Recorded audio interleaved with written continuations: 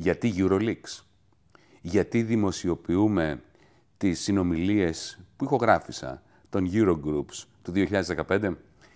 Γιατί χωρίς διαφάνεια δεν υπάρχει δημοκρατία. Είναι τόσο απλό. Στις έμμεσες δημοκρατίες στις οποίες ζούμε, εσείς ψηφίζετε αντιπροσώπους. Οι αντιπρόσωποι σας εκπροσωπούν και παίρνουν στα συμβούλια, στα διαβούλια, στα κοινοβούλια στα οποία συμμετέχουν εκ μέρους σας αποφάσεις που είναι αποφασιστικές για το παρόν σας, για το μέλλον σας, για το μέλλον των παιδιών σας. Εάν εσείς δεν γνωρίζετε τι έχουν πει και τι έχουν υπογράψει εκ μέρους σας σε αυτά τα συμβούλια, διαβούλια και κοινοβούλια, είναι αδύνατον να τους κρίνετε. Άρα, χωρίς διαφάνεια, χωρίς πρακτικά των συνεδριάσεων που αποφασίζουν για τη ζωή σας, δεν μπορεί να υπάρξει δημοκρατία. Ο λόγος που δεν κρατούν πρακτικά στο Eurogroup δεν είναι για να μιλάνε πιο άνετα οι Υπουργοί Οικονομικών. Ο λόγος που δεν κρατούν πρακτικά είναι για να επικρατεί το δίκαιο του ισχυρού. Γιατί αν στο Eurogroup, ως Υπουργός Οικονομικών μιας αδύναμης χώρας, μιας πτωχευμένης χώρας, τολμήσεις να εναντιωθείς στον Υπουργό Οικονομικών της Γερμανίας, στην Τρόικα, γνωρίζεις πολύ καλά, το είδαμε αυτό το 2015, ότι θα λιδωρηθείς. Ότι θα γίνουν διαρροές αμέσως που θα παρουσιάζουν αυτά που λες ως τρίτης ποιότητας, ως τεχνοκρατικά ανεπαρκή. Θα πούν ότι είπες πράγματα που δεν είπες ή ότι εκείνοι είπαν πράγματα που δεν είπαν και δεν θα πούν αυτά που πραγματικά είπαν.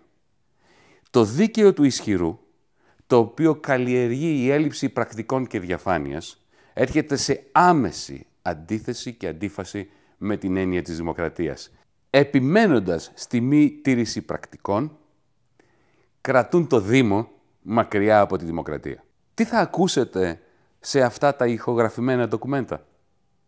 Καταρχάς, θα μπορείτε μόνοι σας να κρίνετε ποιοι ήταν διαλλακτικοί, διπλωματικοί, καλά προετοιμασμένοι, έτοιμοι για έναν έντιμο ευρωπαϊκό συμβιβασμό, ευγενείς, και ποιοι ήταν κοινικοί, ποιοι ήταν εκείνοι οι οποίοι δεν δέχονταν συζήτηση και το μόνο που απαιτούσαν ήταν την άμεση συνθηκολόγηση της χώρας μας.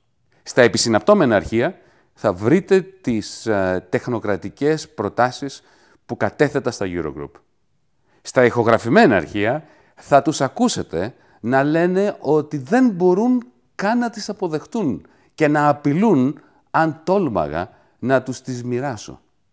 Θα ακούσετε τον κύριο Ντάιζελμπλουμ την 11η Μαΐου, για παράδειγμα, μετά από μια μακρά παρουσίαση προφορική από τη στιγμή που δεν μου επέτρεπαν την πολύ εμπεριστατωμένη αντιμνημονιακή πρόταση, μια ολοκληρωμένη πρόταση για την έξοδο της Ελλάδας από την κρίση, να την καταθέσω, αναγκάστηκα να την παρουσιάσω προφορικά και θα ακούσετε τον κύριο Ντάιζελμπλουμ να λέει αυτό λεξί, ότι το Eurogroup δεν διαπραγματεύεται, ότι το Eurogroup δεν μπορεί να αξιολογήσει τις προτάσεις του Έλληνα Υπουργού Οικονομικών την ίδια ώρα που διέρεαν και συνεχίζουν να τον λέγανε και σήμερα, ότι πήγαινα στα Eurogroup με άδεια χέρια και δεν κατέθετα προτάσεις. Θα ακούσετε τον κύριο Σόιμπλε να λέει ότι τα κέρδη της Ευρωπαϊκής Κεντρικής Τράπεζας από τα ελληνικά ομόλογα τα χρειάζεται, λέει, για τον προϋπολογισμό του. Τα οικειοποιείται και δεν τα δίνει πίσω στην ελληνική κυβέρνηση, κάτι το οποίο είχε αποφασίσει το ίδιο το Eurogroup από το 2012. Θα ακούσετε το συγκλονιστικό Eurogroup της 25ης Ιουνίου. Ήταν εκείνο στο οποίο η Τρόικα, μέσω του κ. Ντάιζελμπλουμ, του Προέδρου του Eurogroup, μου έδωσε για πρώτη φορά ένα κείμενο και ήταν το τελεσίγραφο. Το τελεσίγραφο που ή το αποδεχόμαστε ή μας κλείνουν τις τράπεζες. Και θα ακούσετε πως μεταξύ τους διαφωνούσαν.